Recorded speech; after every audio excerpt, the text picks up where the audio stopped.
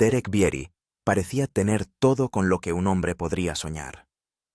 Vice Grip Garage lo había convertido en millonario y más de 3 millones de suscriptores se conectaban para verle resucitar coches olvidados usando nada más que agallas instinto y una caja de herramientas desparejadas. Su familia parecía de película, su granja en Tennessee parecía el paraíso y su vida parecía tallada directamente de una historia de éxito. Pero en 2023 sucedió algo que hizo añicos esa imagen. No fue un agotamiento mental ni una crisis financiera y no tuvo nada que ver con la presión de Internet. Fue mucho más devastador. Un momento dentro de su taller casi le costó la vida y su hijo de 12 años vio cómo sucedía todo. Lo que fuera que Derek afrontó ese día lo rompió de formas que nadie podría haber imaginado. El hombre que podía repararlo todo se vio de repente frente a algo que no podía arreglar. Nació el 16 de mayo de 1984 en la ciudad de Minot, Dakota del Norte, un lugar azotado por el viento y mordido por el frío donde el invierno se negaba a marcharse y la nieve engullía los campos durante semanas. Su familia vivía en una pequeña y aislada granja blanca, rodeada solo de suelo congelado y un cielo infinito. La vida allí no tenía lujos. Su padre, un granjero curtido, se despertaba antes del amanecer todos los días luchando contra ventiscas y suelos helados solo para mantener en marcha la vieja maquinaria. En un mundo donde la tienda más cercana podía estar a 1 hora de distancia, no comprabas recambios. Reparabas lo que tenías. Si algo se rompía, lo reconstruías o te apañabas sin ello. Derek creció sabiendo que el dinero era escaso, los recursos preciosos, y que la supervivencia dependía más de tus manos que de tu cartera. Para cuando tenía 3 años, no jugaba con juguetes, los desmontaba. Pasaba las tardes frías en el granero viendo a su padre reparar tractores, con el aire cargado del olor a gasoil y el tintineo agudo de las herramientas de metal. Un día en 1987, desmontó su camión de juguete y alineó los tornillos en una fila perfecta, copiando exactamente lo que había visto hacer a su padre 100 veces. En lugar de detenerlo, su padre lo animó. Poco después, Derek estaba arreglando el cortacésped familiar usando nada más que el sonido, el tacto y el instinto.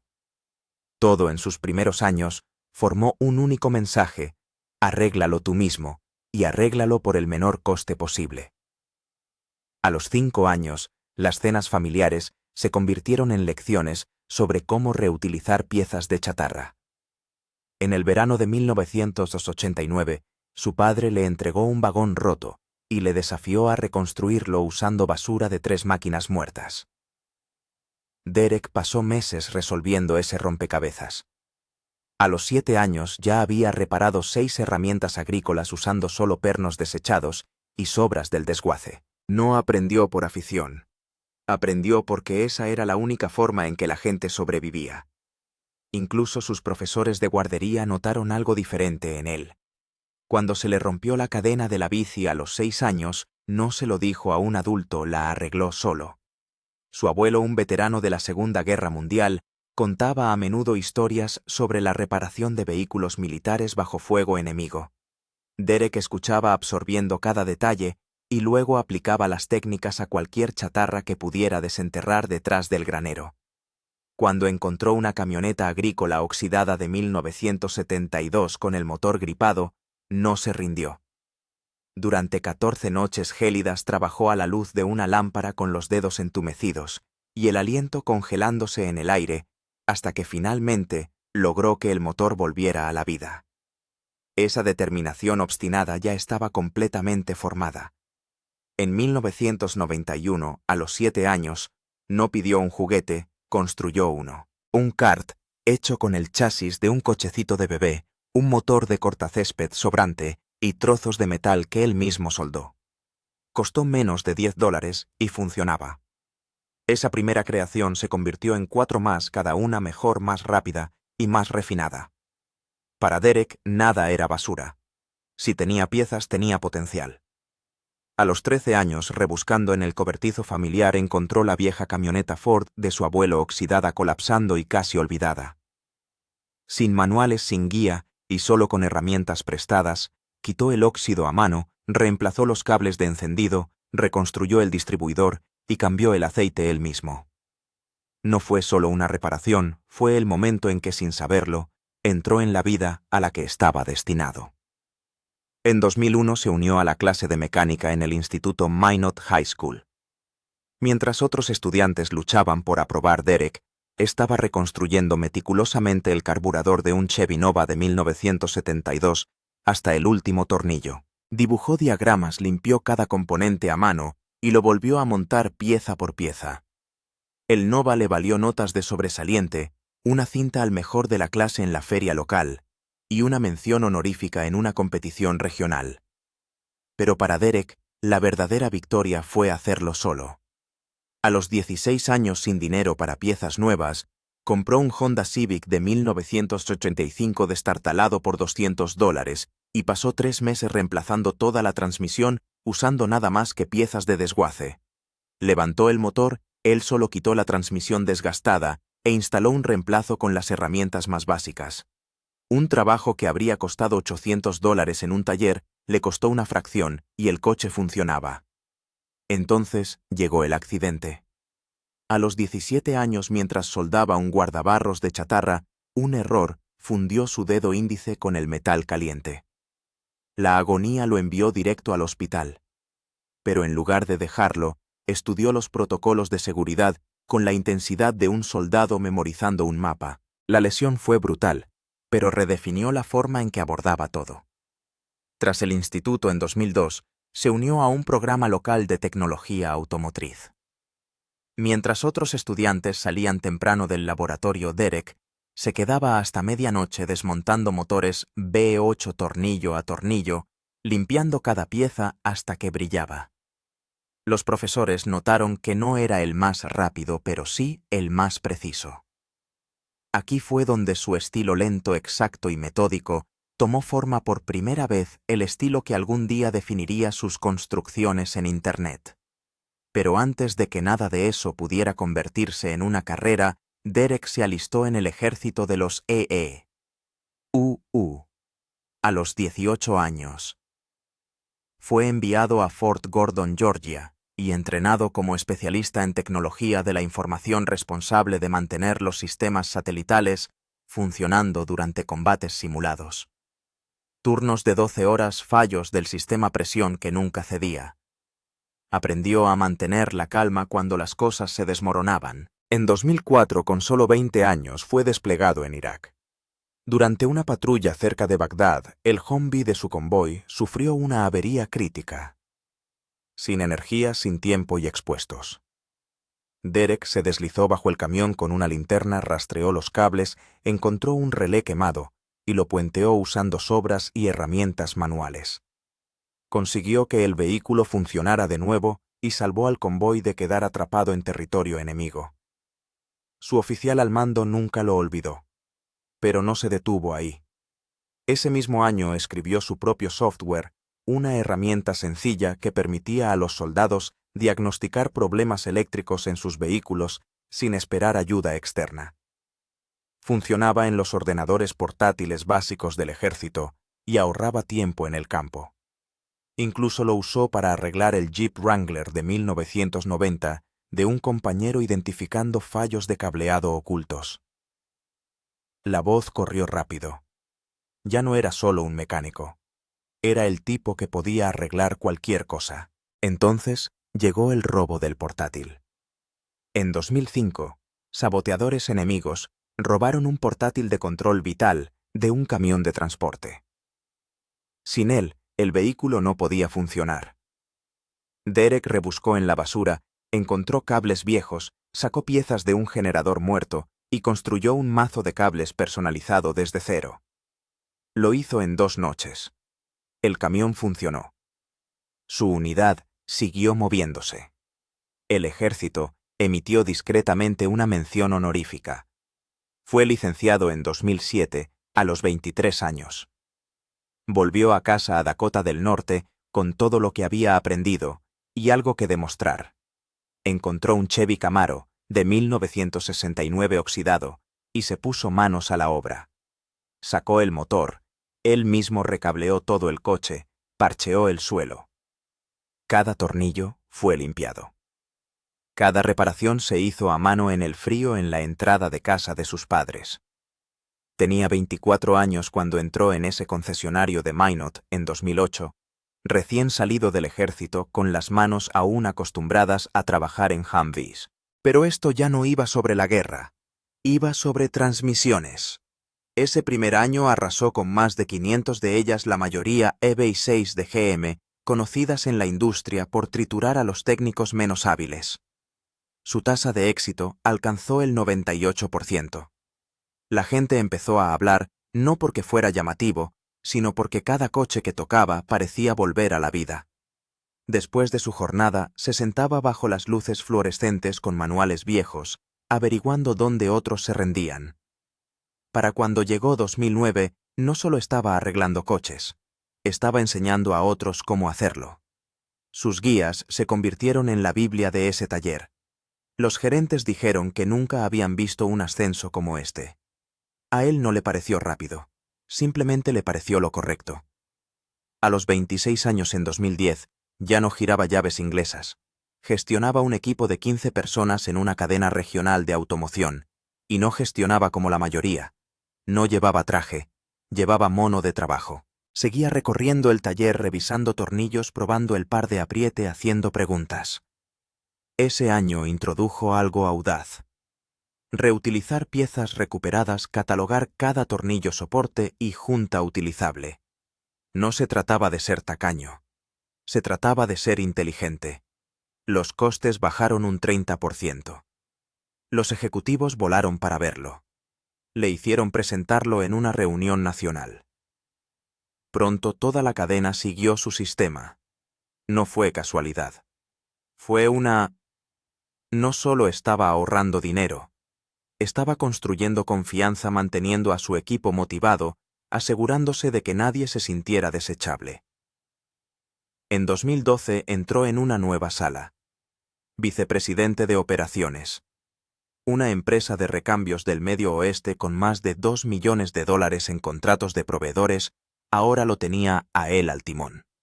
E hizo un cambio silencioso. Empezó a elegir proveedores no solo por el precio, sino por cómo trataban a sus trabajadores. Si pagaban salarios justos y garantizaban lugares de trabajo seguros, conseguían tratos más grandes. Si no, él se marchaba. En 2 años la tasa de rotación de la empresa cayó un 40%. Se acabó el personal quemado corriendo hacia la puerta. Esto no era común en su mundo. Y se corrió la voz. Su nombre comenzó a aparecer en revistas del sector. Un tipo tranquilo, ética fuerte, números sólidos, una mezcla rara.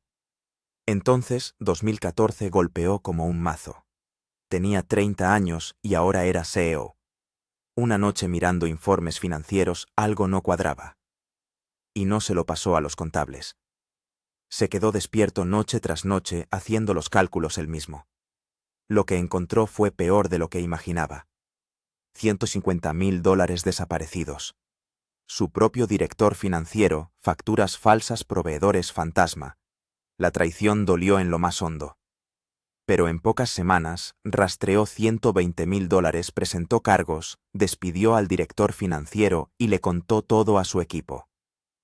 Sin secretos, la comunidad empresarial local estaba atónita no solo por el robo, sino por lo rápido y valiente que respondió. Ese momento cambió la forma en que la gente lo veía, no solo como un líder, sino como un protector. 2 años después, el mundo vio un lado diferente. Había empezado a grabar en su garaje, sin luces, sin equipo, solo él, algo de metal oxidado y un iPhone pegado con cinta. No era un plan de negocios. Era terapia. La política de la sala de juntas, las puñaladas por la espalda, la presión. Todo se desvanecía cuando cogía una llave inglesa.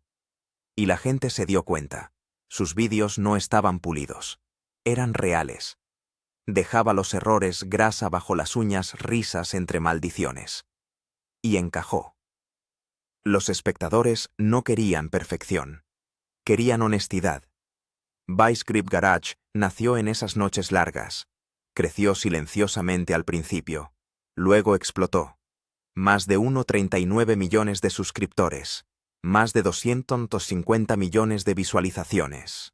Y detrás de todo había un hombre que solo quería volver a sentirse él mismo. Pero nada de esto habría funcionado sin Jessica. Se conocieron en la feria del condado de Minot, en 2001.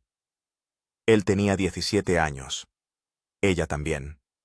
Dos chicos de granja que entendían el trabajo duro, los inviernos largos y las botas de segunda mano.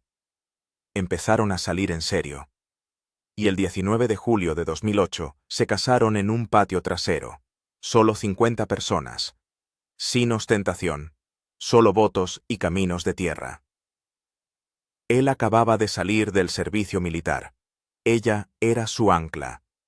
A través de cada trabajo, cada mudanza, cada crisis, ella se quedó. Eso no fue un cuento de hadas. Fue una elección. Todos y cada uno de los días. Ahora con más de 14 años de casados y 24 años juntos todavía se hablan con la mirada. Y terminan las frustraciones del otro. El 17 de marzo de 2010, su vida cambió de nuevo. Gemelos. Bailey y Bradley.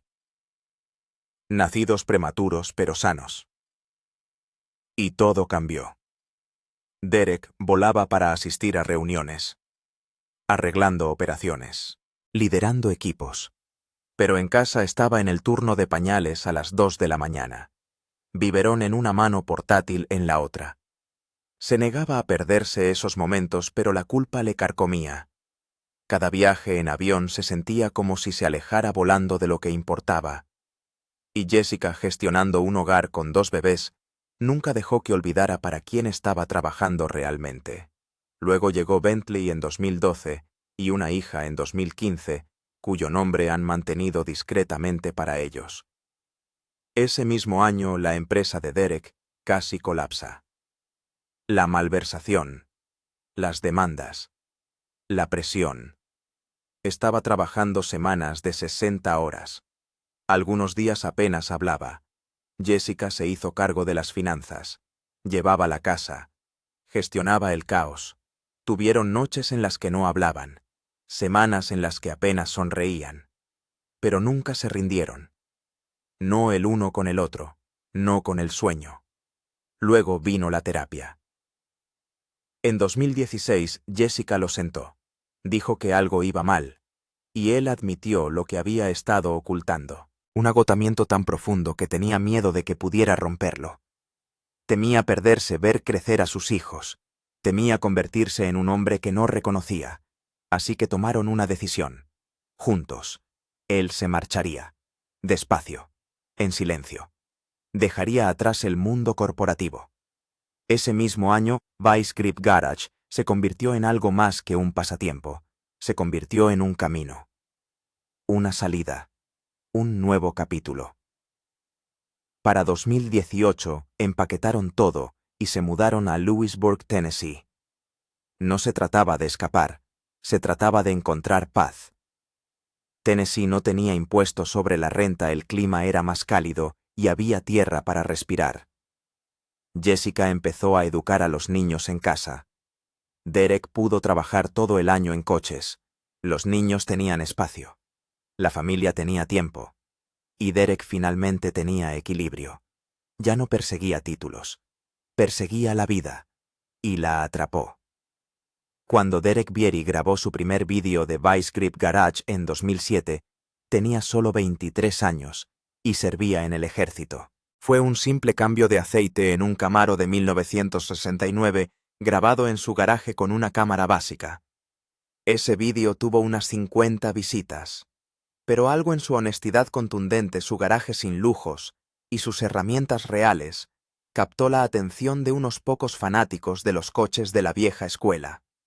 No había guión, ni trucos de edición, solo manos en crudo y óxido real.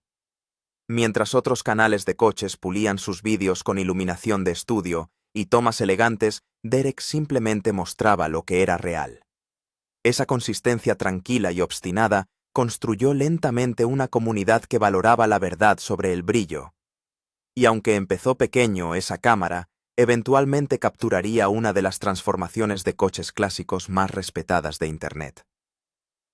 En 2018 Derek tenía 34 años y se alejó de su trabajo corporativo para centrarse completamente en Vice Grip Garage. Grabó el resurgir de un Camaro C28 de 1969 usando un viejo iPhone pegado con cinta y un bloque pequeño de $100 sacado de un Impala en un mercadillo de intercambio. El escape estaba sujeto con bridas, el capó había sido cortado toscamente para dejar espacio al radiador y todo funcionaba con el tipo de caos que no puedes fingir. En solo unas semanas, el vídeo acumuló 848.000 visitas. Ese único vídeo demostró que el mundo estaba hambriento de autenticidad y Derek la derrochaba en cada fotograma. Pero su verdadera leyenda comenzó con un cacharro oxidado de $300. En 2016, encontró un Plymouth Duster de 1972 descomponiéndose en un granero. Apenas se mantenía unido, pero arregló las fugas con cinta americana, ató el capó con pulpos y de alguna manera lo condujo 100 millas hasta casa sin frenos y con una transmisión que peleaba cada marcha. Ese viaje filmado con puro coraje se convirtió en un favorito de culto y empujó su recuento de suscriptores a 100 riel para mediados de 2018. Lo que comenzó como el esqueleto de un coche se convirtió más tarde en una máquina rugiente con un BB8 de 485 caballos construida no en un taller de $1 millón, sino en el garaje de un hombre corriente. Entonces, en 2019, las cosas casi se desmoronan. Unos hackers entraron en su cuenta de YouTube, pusieron su cara en contenido obsceno y cerraron su canal. Podría haber acabado con todo. Pero Derek tenía experiencia en informática de sus días militares. Limpió el ataque, endureció su seguridad y volvió más fuerte. Inicios de sesión, en 2 pasos, nueva monitorización y lecciones públicas sobre seguridad digital se convirtieron en parte de su mensaje. Sus seguidores no se fueron. Se quedaron a su lado compartiendo consejos e inundando los comentarios con apoyo. En 2020, mientras el mundo se cerraba durante la pandemia, Derek se apoyó en lo que mejor sabía hacer: resucitar máquinas olvidadas. Devolvió la vida a un Ford Falcon de 1964 y por el camino gritó algo que se quedó grabado. «¡Send it! ¡Dale caña!». Se convirtió en algo más que una frase. Fue su bandera clavada en el suelo. El momento fue perfecto. Con millones de personas atrapadas en casa buscando algo real, el vídeo pegó fuerte.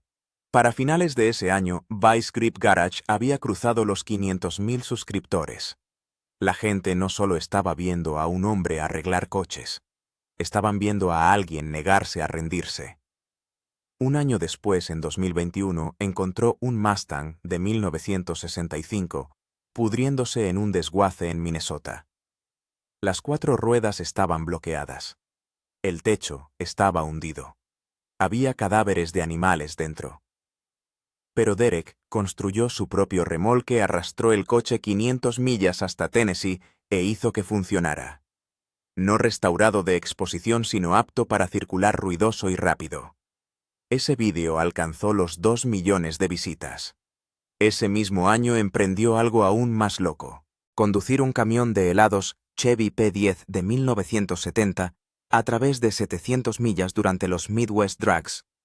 El camión apenas alcanzaba las 75 millas por hora antes de que el velocímetro se rompiera.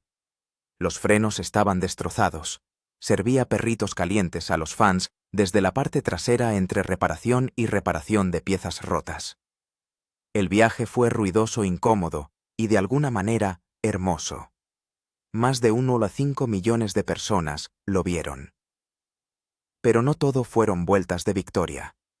En 2022, alguien entró en el garaje de Derek en Tennessee y robó un carburador Holley de $1,200 recién reconstruido. Era más que una pieza. Era una pieza clave para una construcción que estaba filmando. Las cámaras de seguridad captaron al ladrón. Derek mantuvo la calma, pero se lo tomó como algo personal. Su audiencia también. El vídeo del robo se volvió viral y llovieron las pistas. Instaló nuevas cerraduras, cámaras y alertas de movimiento. el vínculo entre él y sus espectadores solo se hizo más fuerte. En 2023, logró algo que pocos creían posible. Durante la Sick Week, su Chevelle apodado Independence se marcó un cuarto de milla en 9,73 segundos a 140 mph, unos 225 km/h. Eso es rápido para cualquier coche. Pero el de Derek todavía corría con un eje trasero de 10 tornillos de estilo original. Escribió «Rezad por mí» en la tapa del diferencial, y se lanzó de todos modos. El coche aguantó. Jessica, su copiloto, ayudó con todo desde las tareas de conducción hasta la entrega de aperitivos. Por dentro el Chevelle era mayormente original, excepto por una jaula antivuelco de 6 puntos y cinturones de carreras de finales de los 80. El motor era un bloque grande alimentado por un Pro Charger. Esa única pasada disparó los números de suscriptores a 1,8 millones. Más tarde ese año, Derek hizo su debut en televisión. Motor Trend lanzó un programa llamado Roadworthy Rescues, y la primera construcción mostró a Derek restaurando un Chevelle de 1970 en solo una semana. El coche había estado muerto durante 26 años. Consiguió que funcionara y luego lo condujo 600 millas a través del clima de Tennessee. El programa mantuvo su garra de YouTube, pero la envolvió en una edición profesional. Consiguió una nominación al Emmy diurno por la edición, pero el corazón del mismo permaneció igual. Un tío bajo presupuesto sin excusas, todo corazón. Para 2024, Derek Vieri no estaba simplemente girando llaves en un garaje. Dirigía un imperio construido sobre óxido, renacimiento y honestidad cruda. Vice Grip Garage cruzó los 2 millones de suscriptores en YouTube y 756 millones de visitas, sin guiones, efectos llamativos, ni un equipo. Lo hizo todo solo. Sus vídeos a menudo duraban 100 minutos, grabados hasta altas horas de la noche, iluminados por bombillas de garaje y cafeína. Lo que comenzó como restauraciones económicas se convirtió en un modelo de negocio tan único que confundió a los veteranos de la industria. Arreglaba un coche y lo vendía por solo 50 o 100 dólares por encima del coste, y luego vertía ese dinero directamente en otra construcción. Este ciclo no lo hizo rico de la noche a la mañana, pero lo hizo digno de confianza. Y la confianza en su caso se convirtió en un patrimonio neto de 5 millones de dólares. No eran solo anuncios de YouTube, eran patrocinadores como Bare Metal Zombie, apariciones en televisión como Roadworthy Rescues y mercancía de edición limitada que desaparecía de Internet en menos de 48 horas. Esa línea de merchandising lanzada en 2024, bajo el nombre Vice Grip Lodge, no era solo un trabajo secundario, era una carta de amor a la Sick Week. Derek lanzó 10.000 tapas de diferencial Pray for Me, con arte personalizado de sus carreras salvajes. Todas se agotaron en 2 días. Las tapas tampoco eran baratas. La gente no solo las compraba, las presumía. Las fotos inundaron las redes sociales. Los fans las pintaban, las montaban, las convertían en trofeos de coleccionista. Las ganancias volvieron a nuevos proyectos e incluso a pequeños esfuerzos filantrópicos. Derek había encontrado algo raro, un producto que no era solo merchandising, era una insignia de pertenencia. Ese mismo año, durante la Sick Week 2024, Derek no ganó la carrera, pero ganó algo más sonoro. Mientras intentaba competir en su Chevelle de 1971 llamado Liberty, una bestia con un bloque grande de 540 pulgadas cúbicas y una transmisión turbo 400. Su cambio a turbo falló.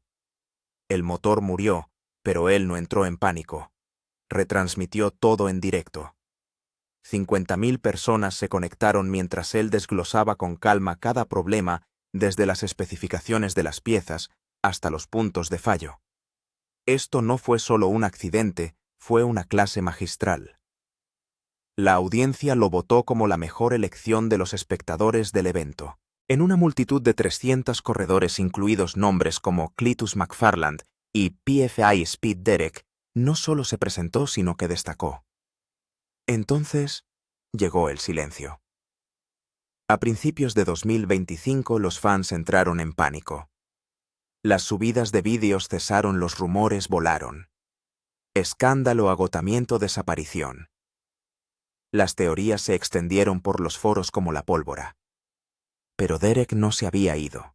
Estaba inmerso en el garaje restaurando un Plymouth Fury de 1968 que exigía todo. Sin equipo de cámara, solo él, herramientas y sus hijos. Finalmente publicó un blog tranquilo y personal mostrando a sus chicos ayudándole a girar llaves y a Jessica organizando tornillos a su lado. Ese único vídeo calmó todo. Los fans no solo perdonaron el descanso, sino que redoblaron su apuesta mostrando más apoyo que nunca.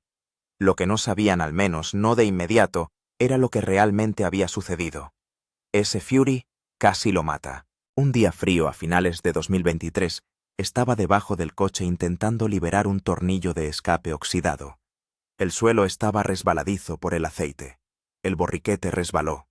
4.000 libras de acero, casi 2 toneladas, cayeron atrapando su brazo y fallando su cráneo por centímetros. Bentley, con solo 12 años, lo vio todo. Jessica salió corriendo gritando. De alguna manera Derek liberó su brazo. Sin huesos rotos, solo moretones y una nueva filosofía. Esa noche todos se sentaron y acordaron: la seguridad es lo primero. No más atajos, no más trabajos apresurados. El canal pasó de subidas semanales a 2 veces al mes. Ese momento nunca fue captado por la cámara. Silenciosamente, lo reconfiguró todo. Aún así, Internet seguía adivinando. Cuando los fans notaron menos vídeos, asumieron agotamiento. En realidad, Derek simplemente había cambiado. Lanzó un vídeo en 2024 restaurando un Chevy encontrado en un granero. No por velocidad, sino por seguridad. Cada borriquete fue revisado 2 veces. Cada calzo de rueda en su lugar. No dijo, casi muero. No tuvo que hacerlo. El mensaje fue alto y claro. Arreglar coches solo vale la pena si vuelves a casa después. El año siguiente, 2025, llevó ese mensaje aún más lejos. Durante la preparación para la Sick Week, el motor donante de Derek, comprado por $3.000 y etiquetado como listo para rodar, se gripó durante la instalación. El cigüeñal se negó a moverse. Un pistón oxidado, daños ocultos y sin tiempo para reemplazarlo. La mayoría de la gente se habría marchado. Derek, no. Agarró piezas de viejo stock agrícola, reconstruyó el carburador, adaptó una transmisión recuperada. Incluso construyó un soporte de motor. Fue un desastre convertido en una lección práctica. La carrera se retrasó. La puesta a punto sufrió, pero el coche funcionó. Publicó todo el proceso para ayudar a otros a evitar la misma trampa de $3.000. Más tarde ese año construyó algo nuevo. No un resurgimiento, sino una revelación. Su primer coche de drag, diseñado específicamente, un Nova de 1970, no estaba hecho de sobras. Fue metódico. Largueros del chasis, reforzados, jaula de seguridad, pruebas de chasis, mejoras en los frenos, una celda de combustible personalizada. El Nova alcanzó las 150 millas por hora en su primera carrera. Ya no intentaba impresionar. Intentaba hacerlo bien. Los fans podían verlo en cada soldadura. No se trataba de ir rápido. Se trataba de ir de forma inteligente. Para 2025, Derek Vieri tenía 41 años. Vice Grip Garage había superado los 3 millones de suscriptores. Su patrimonio neto personal había ascendido a $7 millones. Había restaurado más de 10.000 coches cada uno, una lección de tesón, no de glamour. Su granja en Tennessee se había convertido tanto en hogar como en cuartel general, un símbolo de escape de la vida corporativa que una vez vivió. Los números eran enormes, pero no eran el legado. Lo que importaba más era lo que esos números representaban. Honestidad, paciencia y una comunidad que aprendía un tornillo a la vez. Incluso con toda la fama, Derek nunca dejó de ser un padre. En 2025, un vídeo de él poniendo a punto un Camaro con sus hijos Alcanzó 1 millón de visitas. Bailey Bradley y Bentley no eran extras, eran aprendices. Jessica no estaba detrás de las cámaras. Estaba en el centro de todo, coordinando viajes por carretera, pasando herramientas, grabando. Su vida no estaba escenificada. Podías escuchar a los niños riendo de fondo o gritando cuando una llave resbalaba. Ese ritmo familiar crudo era la verdadera magia. No era contenido. Era conexión. Y entonces llegó un susurro de algo nuevo. A finales de 2025, Derek adelantó la salida de un libro. No eran solo consejos de carreras, era terapia. Líneas tranquilas sobre el peaje que cobró aquel momento cercano a la muerte. El libro trataría sobre secretos de carreras con presupuesto ajustado, pero entre las especificaciones de par y las tablas de puesta a punto, hablaría sobre el miedo, la presión, la curación. No estaba parando. Simplemente estaba cambiando de carril.